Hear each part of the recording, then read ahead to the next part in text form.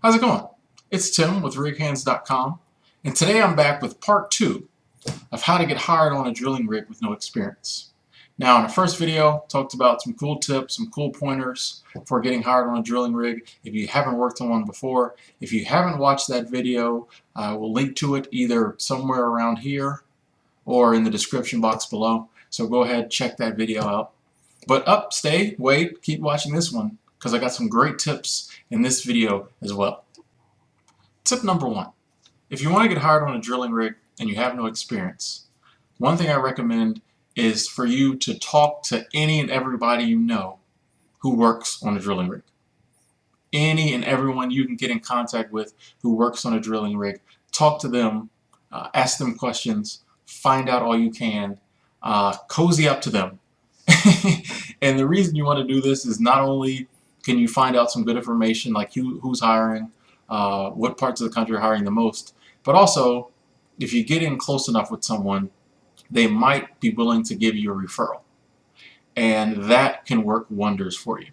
If you can have someone vouch for you and say, this person is a hard worker, I know this person is a trustworthy guy or gal, this person will really come to work and work, that goes a long way with a drilling company. They're sitting there looking at a stack of resumes. Most of them came, online resumes. But if they have from one of their employees, a recommendation or referral for someone, it definitely makes the process a lot easier, and they're a lot more likely to bring you in for an interview and hopefully get the job.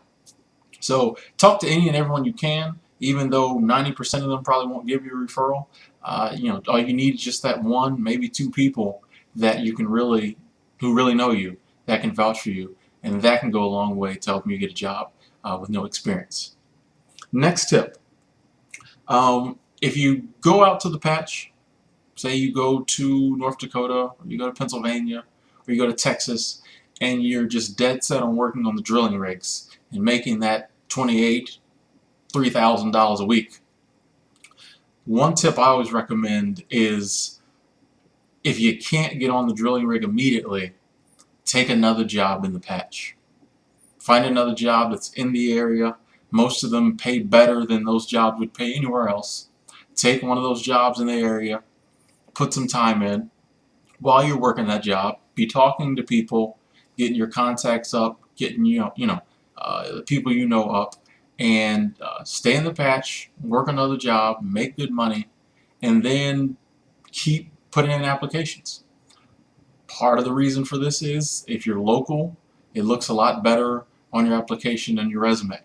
They see that local number for your job history. They see you working somewhere local. That looks a lot better on your application when someone's trying to hire you instead of you just being some guy from out of state. Also, it goes back to tip number 1.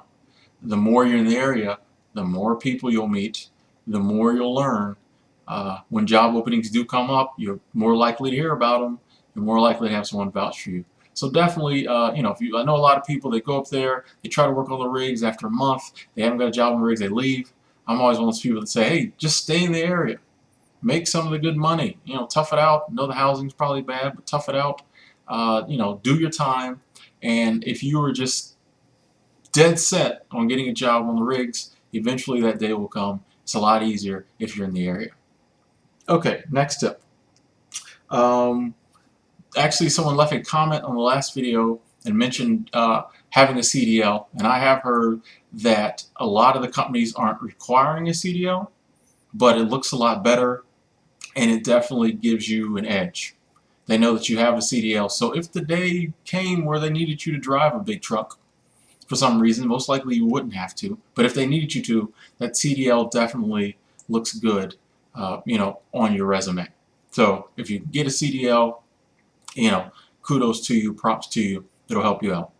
Also on the lines of things that you can get, there are lots of certifications and training courses, many of which are slowly starting to become mandatory. Things like H2S, which has to do with hydrogen sulfide. Did I say that right? Hydrogen sulfide? Google it. H2S certification. It's a deadly poisonous gas. The training keeps you, tells you what to do. Companies are looking for that. Also, like confined spaces training. A lot of companies looking for that. Rig Pass is another one.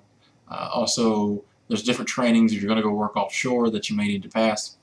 Do some research, figure out what kind of certifications, tickets they might be called, things like that are out there. And if you can find a place to go and get them done cheaply, if you already have those, once again, put you a step ahead of a lot of other people who are coming to the area trying to get these jobs. And once again, it goes back to tip number one.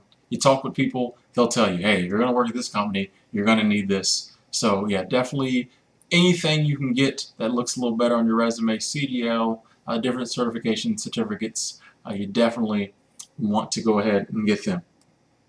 This next tip is kind of continuation of something we talked about in video number one, and that's the putting in applications. Just want to reiterate, don't stop doing that. You might be like, oh, I put in 35 applications and no one called me.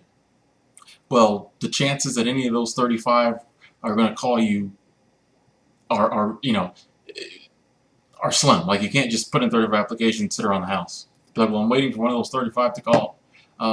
Put in 45, put in 55, put in 65.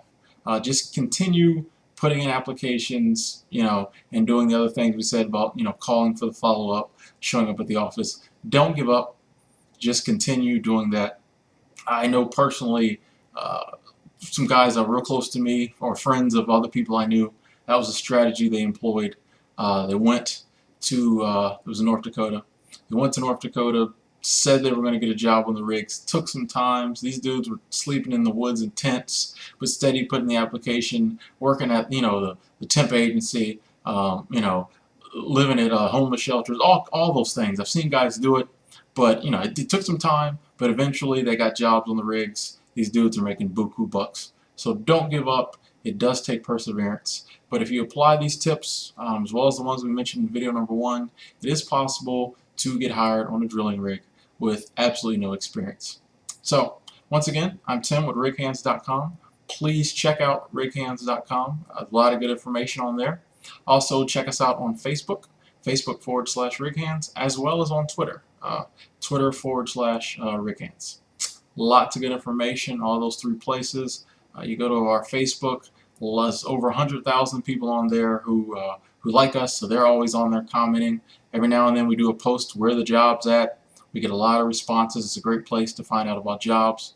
Also on righands.com, we got the forum. If you got any questions, you can go there and ask. And there's thousands of jobs. Jobs are updated daily in our career center there too.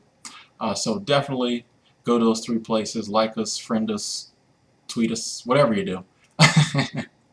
And like I said, my name is Tim, and I'll talk to you later. Thanks for watching.